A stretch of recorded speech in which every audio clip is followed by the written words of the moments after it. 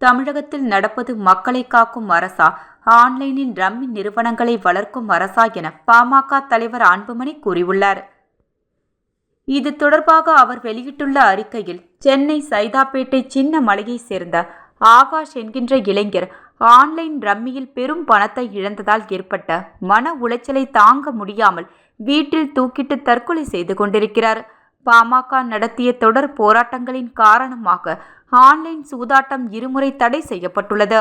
ஆனாலும் அந்த தடையை நீதிமன்றத்தில் நியாயப்படுத்த தமிழக அரசு தவறிவிட்டதன் காரணமாகவே ஆன்லைனில் சூதாட்டம் லட்சக்கணக்கான குடும்பங்களை மீள முடியாத கடன் வலையில் சிக்கி வைத்திருக்கிறது.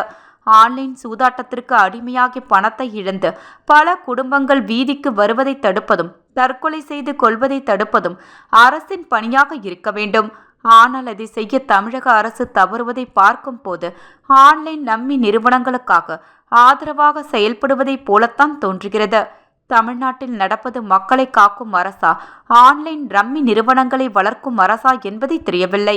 தமிழக அரசின் அலட்சியம் காரணமாக ஆன்லைன் சூதாட்டத்தில் பணத்தை இழந்த 17 பேர் தற்கொலை செய்து கொண்டுள்ள நிலையில் இன்னும் எத்தனை உயிர்கள் பலியாவதை தமிழக அரசு வேடிக்கை பார்க்க போகிறது?